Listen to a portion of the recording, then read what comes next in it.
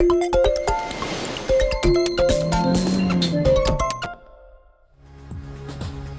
and gentlemen, please welcome AccorHotels' Sebastien Bazin in discussion with Skift's Deanna Ting.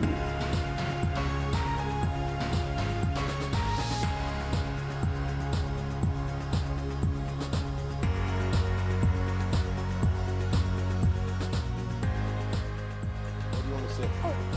Oh, I'll have you sit here, and I'll sit That's over fine. there. Thanks. Ça va? Monsieur Morgan. So, Right. How are you? I'm doing well. How are you? I'm good. You've been making a lot of news this morning. That's not news. It's just Yeah. it's information. Information, yes. Okay. So, as a bit of an introduction to Sebastien, since assuming the leadership of AccorHotels in 2013, Sebastien has done quite a lot to transform the company into an asset-light, 21st century hospitality company, more of really an experience platform, as the title of our talk suggests. You've also given AccorHotels quite the reputation of being an acquirer. You like to shop around and you like to buy. As long as it's not my money, yeah. Yes. No, don't take this. I have to be careful. Yeah, you've purchased Fairmont, Raffles, Swiss Hotel, One Fine Stay, Mantra Group. Most recently, you purchased Res Diary, and today there is buzz that you may also be eyeing Movenpick Hotels.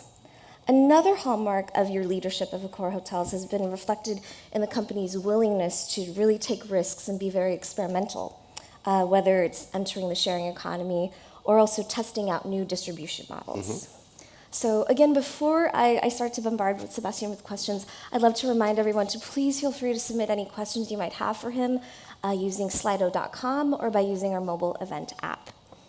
So, Sebastien, you are the CEO of probably one of the most talked about hospitality companies on the planet. You should have said the best Yeah. hotel company on the planet. Talked about, no. But I have to ask you, does the hype about AccorHotels and its intentions for transforming travel, does that match the reality? Well, I guess the answer is yes. And you'll know in 45 minutes. No, how much went to in 17 minutes? 17 minutes. I don't know whether it matches, because perceptions of Accor is vastly different between yours, Morgan here, and some other people. Each of us have a different view on each company. What I'm telling you and what I'm trying to do is the company I inherited was a very big sleeping giant. So very robust, great brands, great market share, great leadership, great talents. But we were too introvert, too shy, and not showing muscles. And Accor has been big for 50 years. It's just time to show it, to prove it, and to go further. So we've been perceived in being like a second-tier boxing categories when you compare Accor with the Marriott, the Hilton of the world. I think we can say today that we belong to the first tier one category. And I think it's better that way because clients, when they go to a hotel, they want to know they're going to be hosted by somebody who is professional, who knows what he's doing. I like that we have first mover advantage. We're taking risk. I'm not sure I'm right all the time. I'm actually convinced I'm not right all the time.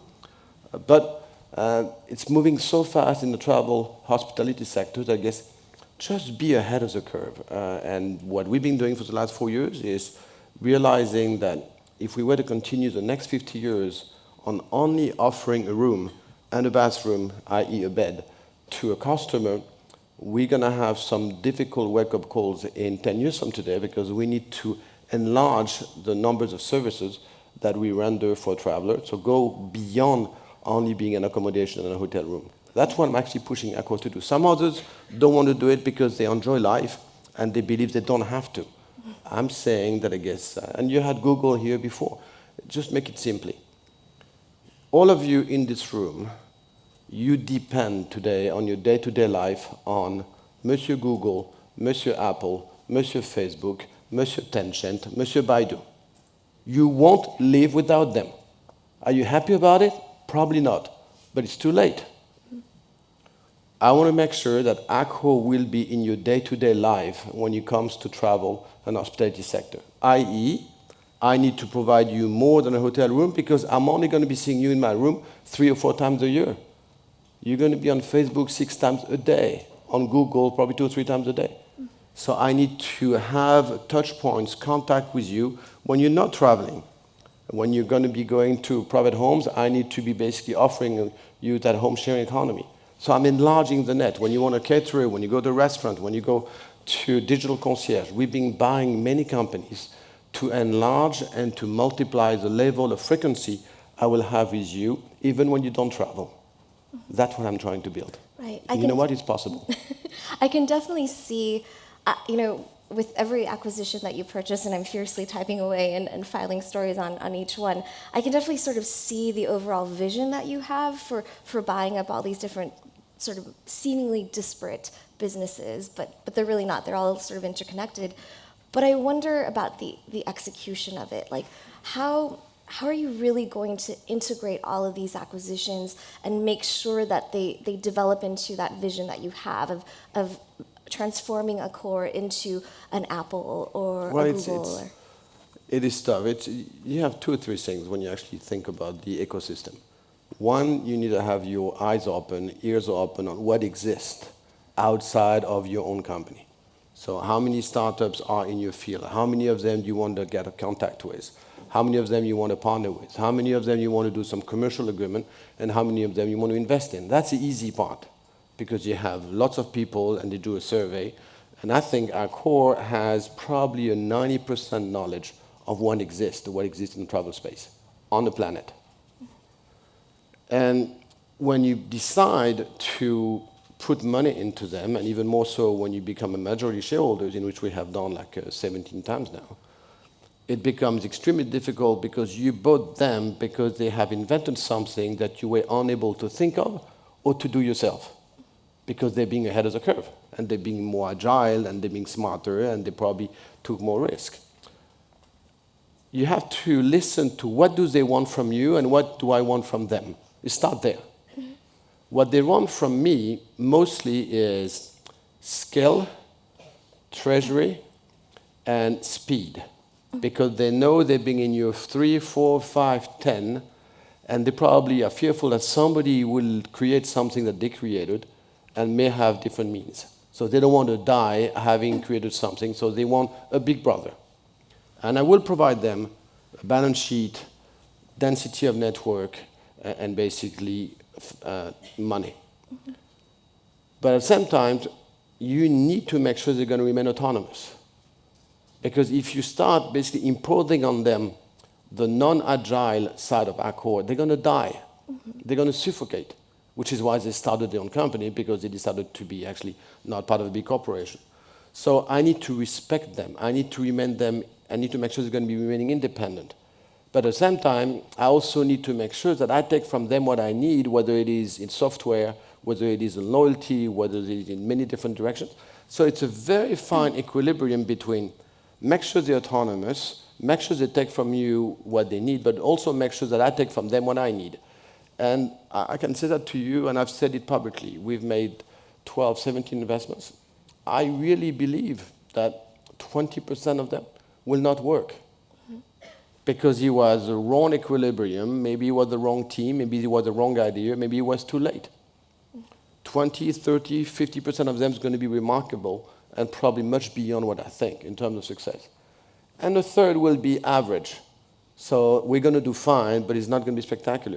This is the name of the game. When you're entering into an unknown territories, you have to accept you're not going to be right all the time. But the biggest regret in my life is not having decided to do it. Just do it. Make sure it is, in terms of percentage, not impairing Accor as an organization. So far, we've been investing a lot of money. We're investing 630 million euros in startups in the last 4 years. That's a lot of money. But that's only 5% of Accor market cap. So as long as I'm reasonable within a percentage of my market cap, you're going to see me doing more of them, mostly today probably bolt-on. So we have verticals, whether it's digital concierge, whether it's a digital factory, whether it's catering, and whether it's home sharing. We're probably going to be adding more startups in the same field. I don't see me multiplying different verticals because I think we have enough. So you said 20% of these investments you think may not necessarily be successful. I was wondering, what's your formula But for... I don't know which 20%, which is a problem. What's your formula for defining success and or failure? It's not quantitative at all. It's you can fail. You can really fail because you misunderstood each other. It was a great idea, great concept, great technology, but there's no fit in between the managers, entrepreneurs at our core, and they leave for the wrong reasons because you haven't been good. So it could be human nature. I can tell you, let's meet again in 10 years, then we'll know the 20% I failed with, and I can guarantee you, you'll have probably 10 different reasons for different companies. It's never the same reason. But I don't want to fail because I impose on them. Don't ever impose on a startup who you are, because they hate it. So that's, but let's meet again. Give me 5 years. Okay. Well, so in an earlier interview, I dropped the M word, which was millennials, but now I'm going to use another M word in this conversation, and it's Movenpick again. So I wanted to ask you, are the rumors or reports true that you are? I'll tell you two things, and you're going to be putting the two together. I'm the CEO of a listed company, so I'll tell you, no one, I will not comment it, and two, I will not deny it. Okay, neither confirm nor deny. Well, okay, so let's say theoretically, if you were looking at Movenpick, what would you do with it, or why would you be interested in it, perhaps? Let's go, actually. Let's go. No, but because it's whether it's Movenpick, whether it was Fairmont Raffles, whether it was Banyan Tree, or Mama Shelter, 25 hours, or Rixos, or Orient Express, it's always the same formula. I am a great believer that we have to be client-centric as opposed to be product-centric. I'm a great believer that any of you in the room, you have a different aspiration for a different experience because you're a different person. So I'm a great believer that if I want to assist you and to have many of you, I need to provide you as many experiences, i.e. as many brands as I could to make sure that I'm going to be top of mind when you're going to come into the Accor umbrella. And you have to look at brands. Portfolio of brands is exactly the same thing as a group of friends. Each of you have 20, 30, 50 friends. Each of you, when you think of something you want to do, you need to go and work, there's a friend that you like working with. When you want to go and have a solid drink, you think of a friend you're going to have a solid drink with. If you want to go dancing, it's going to be a different friend. If you're going to go in a museum, it might be a different friend. If you want to go on a beach, it's going to be a different friend. Brands are exactly the same thing. They have a DNA. You're going to go for a brand for a different purpose. So anybody telling me you should be limiting the numbers of brands, I think is bullshit. Because you're not going to be limiting the numbers of friends. And there's new friends you're going to be meeting tomorrow that you did not even think of yesterday. So make sure you protect the brand, make sure they get visible, make sure they fulfill promises. But a group like Accor, like Marriott, like Hilton, we can afford having many brands because of the digital space permits you to have a digital unique portal under which you irrigate different brands. That's what it is. And some brands will be only local. Some are brands going to be only in Australia and New Zealand because they don't have the breadth to go elsewhere. And some other brands going to be international because they probably are easier to replicate. That's what it is. So don't be afraid of anybody buying more brands. And for me, it's also a question of Accor is by far the largest hotel operator, when you think of it, on the planet. Even though I'm not big in America and I'm not big in China, Accor manages 75% of my 4,300 people. Only 25% is franchise. i.e. Accor manages 250,000 people on the planet. Accor hires 80,000 new people every year. Accor loses 50,000 people we trained every year. So what I want to do is we happen to be the largest in terms of market share, in terms of offer, any place on the planet but China and but America. And guess what? I will never be a leader in America because place is taken by 5 big guys. I will never be the largest operator in China because it's taken by 2 or 3 big guys. But I will never let the door open to anybody else's to be the largest operator in Europe, South America, Africa, Middle East, Asia Pacific, because we happen to be the one today. So part of my acquisitions is when you have a leadership someplace, when you have a chance to accelerate your leadership, to penetrate that market deeper, just do it. Control it, because when you control the market, then you have a much better interaction with the digital space because they need you to penetrate that market. So my relationship with Booking, with Ctrip, with Expedia, with Google has been enhanced every time I basically enhance and increase my market leadership. Right. That's as simple as it is. And you have synergies and so forth. What was your question? I think you answered a lot of the questions that I already had planned, but well, one thing I wanted to ask you about was, I think it was actually the first time that I met you. It was right when you closed the Fairmont deal, and we had tea at the Plaza.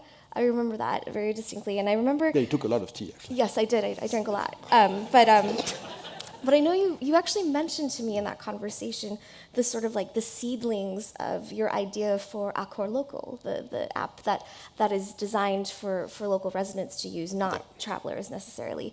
And I wanted to kind of ask you for an update on that and how that's going, and if you plan to expand that, and if you're also looking at yet even more ways to have that sort of like daily engagement with everyone, with consumers. Just in general. AccorLocal, we're going into 3 big verticals. Number 1, which is by far the biggest, which is 95% of our core, which is my core business, i.e. I'm a hotel operator, and I provide you a bathroom and a bed. And I'm going to be continuing doing it for the next 50 years. But I'm actually adding another vertical, which is the travel space. In the travel space, we've been investing into digital factories, helping B2B, other independent hotels to actually create and to choose different digital channels. We invested into John Paul, which is digital concierge, and into home sharing, which is sharing economy, which is One Fine Stay and Travel Break and Travel Key, and Square Break. Why did we go into that sharing economy? Well, because Airbnb successfully did it, and we should have thought about it 15 years ago, except we were so product-minded, we forgot to think client. And I've been saying for the last 5 years, which I think is evident, a third minimum of my existing hotel clients, which, by the way, happens to be, on average, less than 2 nights, 1.9 nights, and 1.4 person. So 90% of my business is less than 2 nights. 90% of Airbnb business is over 3 nights and over 3.5 person. So when you think of it, it's not the same mix. And 70% of my business is B2B, corporate. 90% of Airbnb is B2C, leisure. So which is why we've been impacting each other, but we're not basically exactly on the same field. But go back to what I said 10 minutes earlier. It costs me a bundle to acquire a customer. Because in some occasion, I have to go, I pay Google, I pay Booking, I pay Expedia, I pay everybody. So it costs me a lot of money. So whenever I have a customer, please retain him and don't pay twice for the same guy. So you come to my Novotel in Paris. You happen to love Paris because it was your first time in Paris, and you happen to say that to my front desk manager because we happen to ask you the question, how was your stay, madam? And then you say, well, but I'd love to actually show Paris to my kids or to my parents, and I'd love to be back one day.